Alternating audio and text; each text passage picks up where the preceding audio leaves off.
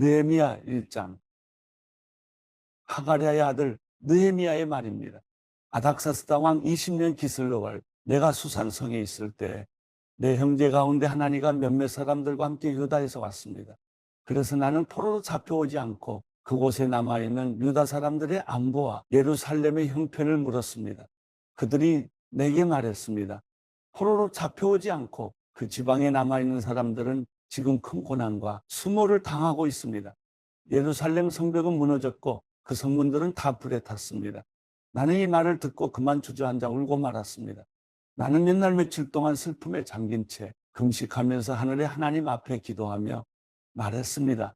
하늘의 하나님 여호와, 크고 두려운 하나님이여, 하나님을 사랑하고 그 계명을 지키는 사람들과 맺은 사랑의 언약을 지키시는 하나님이여, 주의 종들인 이스라엘 백성들을 위해 주의 종이 밤낮으로 주 앞에 기도하니 주께서는 귀를 기울이시고 눈을 떠서 이 기도를 들으소서. 저와 제 조상의 집을 비롯해 우리 이스라엘 족속이 주님을 거역했던 죄를 고백합니다. 우리가 주께 매우 악하게 굴었습니다. 주께서 주의 종 모세에게 주신 계명과 율례와 규례를 우리가 지키지 않았습니다. 주께서 주의 종 모세에게 하신 말씀을 기억하소서.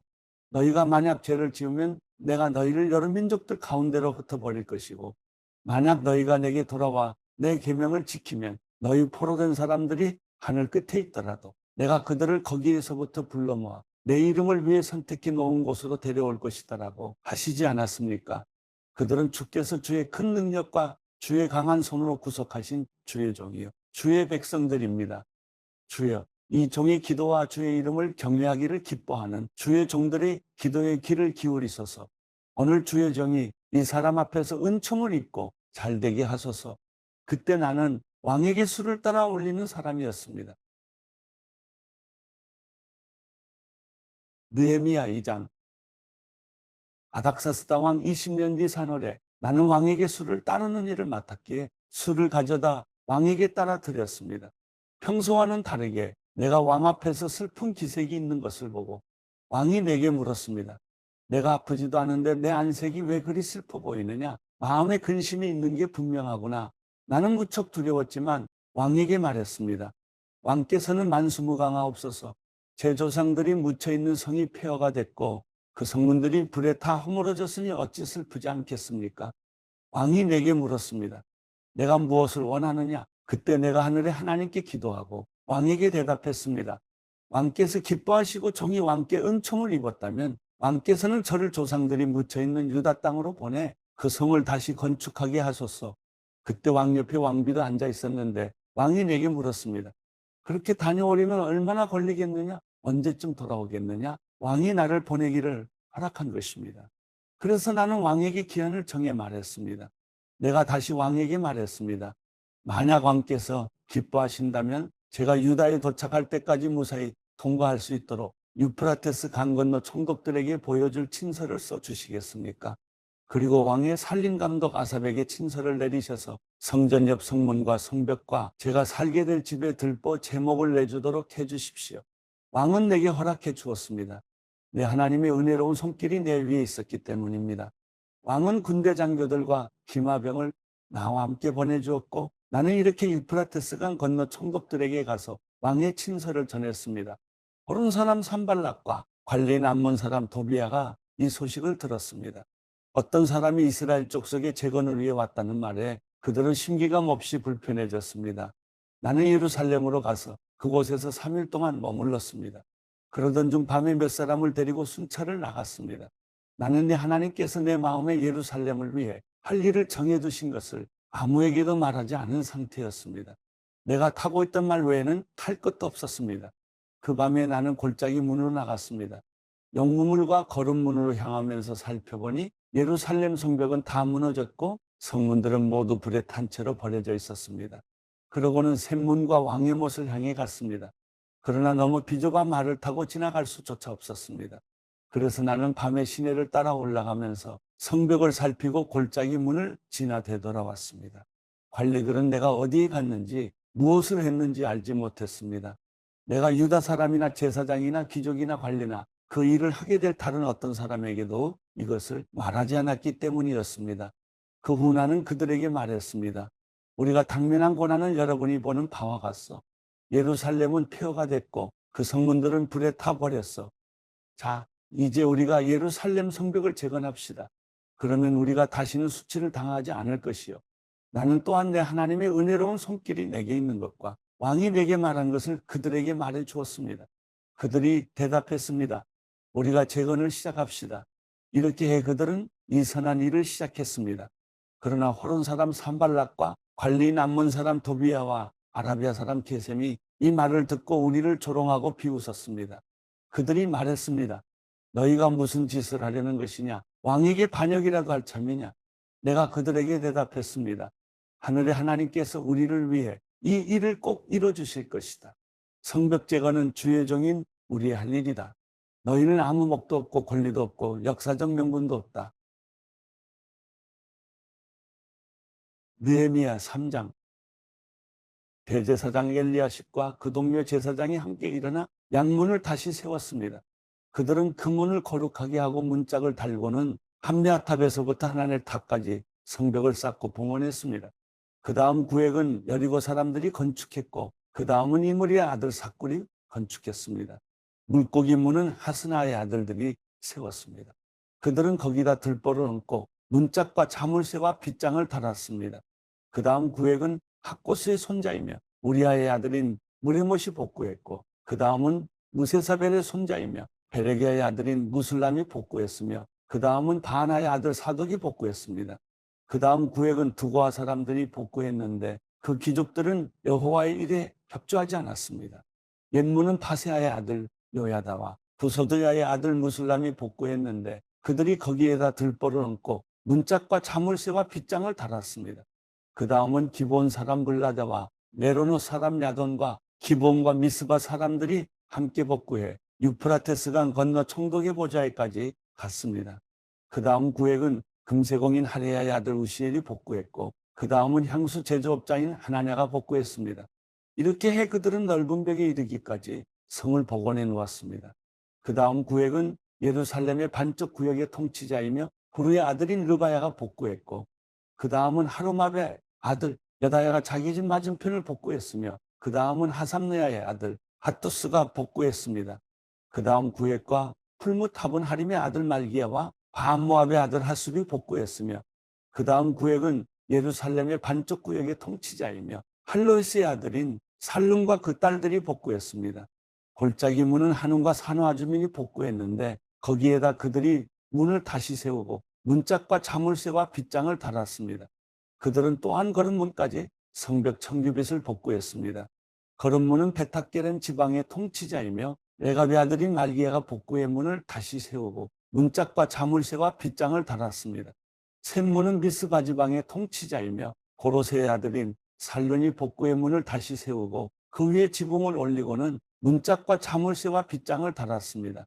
그는 또한 왕의 궁정 옆에 있는 실로암 못의 성벽을 다윗의 성에서 내려오는 계단까지 복구했습니다. 그 다음은 벳술 지방의 반쪽 구역의 통치자이며 아스북의 아들인 느헤미야가 다윗의 무덤 맞은편에서부터 인공목과 영웅의 집까지 복구했습니다.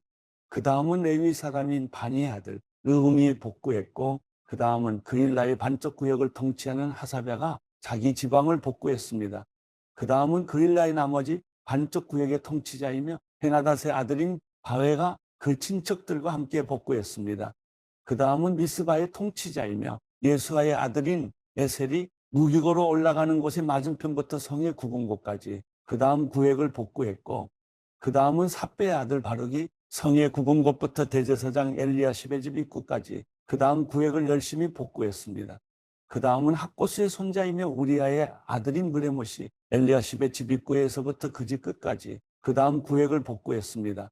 그 다음은 그 주변 지역에 사는 제사장들이 복구했고 그 다음은 베냐민과 하숲이 자기들 집 앞을 복구했으며 아나니아의 손자이자 마아세야의 아들인 아사랴가 자기 집 주변을 복구했습니다. 그 다음은 헤나닷의 아들 빈누이가 아사랴의 집부터 성의 구분곳을 지나 성의 모퉁이까지 그 다음 구획을 복구했습니다. 또한 우세의 아들 발랄은 성 모퉁이 맞은편과 경호대 근처 왕궁 위의 돌출탑을 복구했고 그 다음은 바로스의 아들 부다야가 복구했으며 오벨 언덕에 사는 느디님 사람들이 동쪽으로 남물문 맞은편과 돌출탑까지 복구했습니다. 그 다음으로 두고아 사람들이 큰 돌출탑에서부터 오벨 성벽까지의 다음 구역을 복구했습니다. 말문리로는 제사장들이 각각 자기 집 앞을 복구했고, 그 다음은 인멜의 아들 사독이 자기 맞은편을 복구했습니다. 그 다음은 동문지기 스가냐의 아들 스마야가 복구했습니다. 그 다음은 셀레미야의 아들 하나냐와 살랍의 여섯째 아들 하눈이 그 다음 구역을 복구했습니다. 그 다음으로는 베레기야의 아들 무술람이 자기 방 앞을 복구했습니다. 그 다음은 금세공인 말기야가 복구해 한밑관문 맞은편 느디님 사람들과 상인들의 집과 성모퉁이 다락방까지 갔고, 성모퉁이 다락방 양문 사이는 금세공인들과 상인들이 복구했습니다. 느헤미야 4장. 산발랏은 우리가 성벽을 쌓는다는 말을 듣고 분노하고 몹시 분개했습니다. 그는 유다 사람들을 조롱하며 그의 동료들과 사마리아 군대 앞에서 빈정거리며 말했습니다. 저 유다 사람 약골들이 무엇을 하는 것이냐? 그 성벽을 복원하겠다는 것이냐? 제사를 드리겠다는 것이냐? 하루 만에 공사를 끝내겠다는 것이냐? 타버린 돌들을 저 흙무더기 속에서 원상복구하겠단 말이냐? 그 곁에 있던 암몬 사람 도비야가 맞장 붙이며 말했습니다. 그들이 무엇을 건축하든 여우라도 한 마리 올라가면 그 돌 성벽이 다 허물어질 것이다. 우리 하나님이여, 우리의 기도를 들으소서. 우리가 멸시당하고 있습니다. 그들이 하는 욕이 그들에게 되돌아가게 하소서. 그들이 포로가 된 남의 땅으로 끌려가게 하소서. 그들의 죄악을 덮지 마시고 그들의 죄를 주 앞에서 지우지 마소서. 그들은 우리 앞에서 주의 얼굴에 욕설을 퍼붓습니다. 백성들이 마음을 다해 열심히 일한 결과 우리는 성벽 전체를 절반 높이까지 복구했습니다.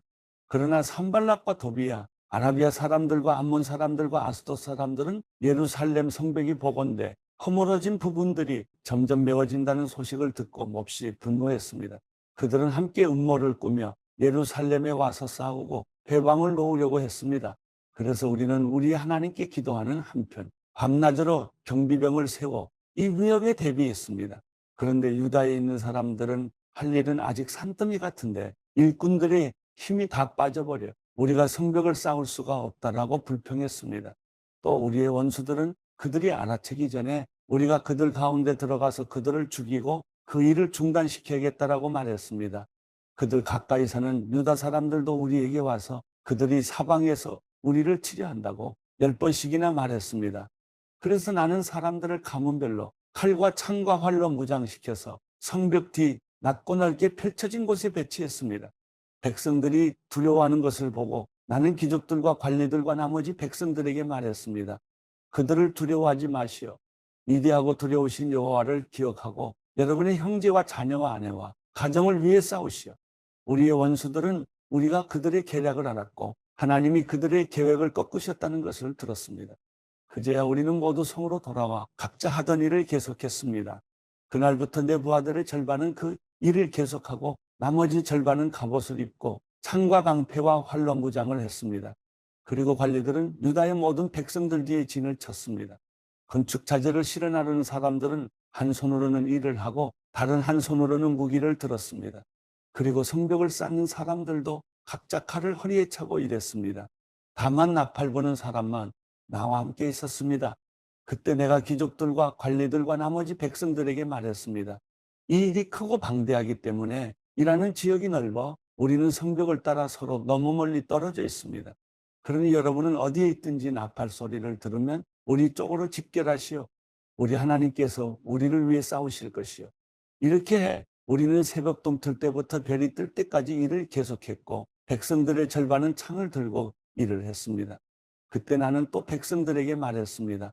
각 사람과 그 부하들은 밤에는 예루살렘 성 안에서 지내면서 경계를 서고 낮에는 일을 하시오. 나도 내 형제도 내 부하도 나와 함께 경비하는 사람도 옷을 벗지 않았고 각자 무기를 갖고 있었으며 심지어 물 마시러 갈 때도 그렇게 했습니다.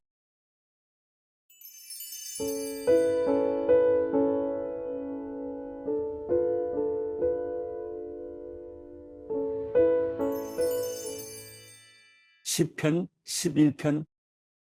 내가 여호와를 의뢰하는데 어째서 너희가 내 영혼에게 새처럼 산으로 피하여라 하고 말하느냐.